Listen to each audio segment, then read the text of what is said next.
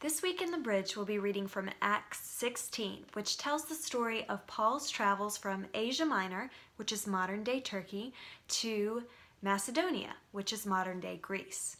This was a very important journey because it was the first time that the gospel was brought into Europe. But even though it was so important, it was only a tiny piece of all the travels that Paul undertook during his work to share the gospel. In fact, it's estimated that he traveled over 10,000 miles during the course of his ministry, most of that by foot or by boat. Now, during Paul's day, travel was easier than it had ever been before in history, thanks to the Roman road system, and yet it was still much more difficult than travel for us today. The Roman roads were sturdy and they connected cities directly, but a citizen like Paul would still have had to walk them instead of riding in a carriage, for example. And even though there was lodging available along the Roman roads, it was only about once every 25 miles. So that made for a very long day of walking in between posts, about a 10-hour day of walking for each day of travel. And besides the work of the travel, there was also the risk. If you were traveling by boat, there was risk of shipwreck or becoming stranded, both of which happened to Paul. And if you were on foot, there was the risk of exposure to the elements, wild animals, and even criminals. In other words, Paul really went out of his way and out of his comfort zone in order to share the gospel with the world. Whereas we today might grumble because we have to wait in a long line at the airport or complain about stiff joints after a long car ride to get somewhere, we have it relatively easy in terms of travel. In fact, travel is so easy for most of us Americans that many of us travel for leisure. Paul's great risk-taking to share the gospel then will look very different from the risk-taking that we do to share the gospel.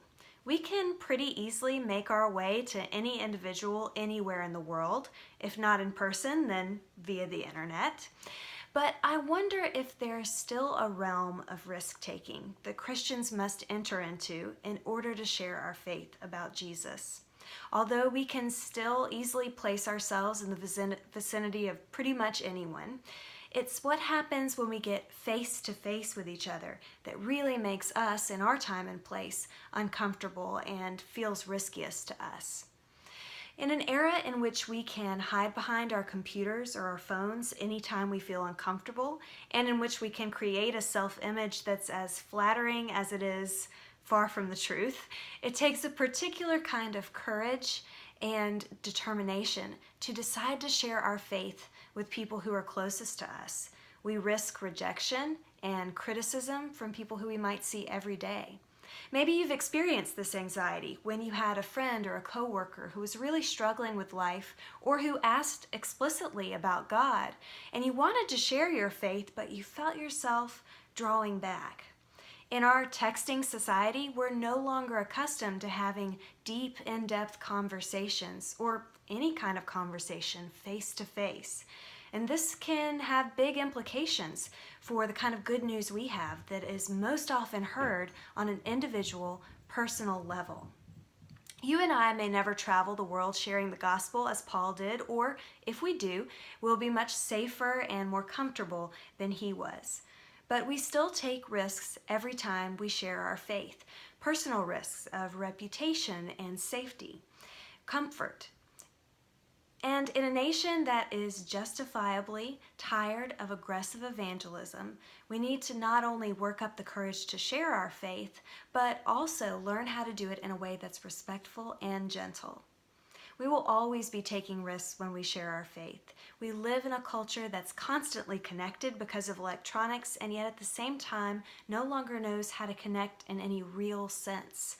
We are closer than ever, physically and in terms of how we can reach each other, but that doesn't make it more comfortable for us to talk with each other.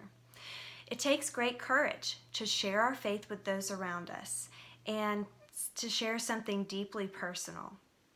Join us this Sunday in the Bridge as we talk about what sharing our faith looks like in this time and place, the risks and the rewards, and what it means to do that respectfully and gently.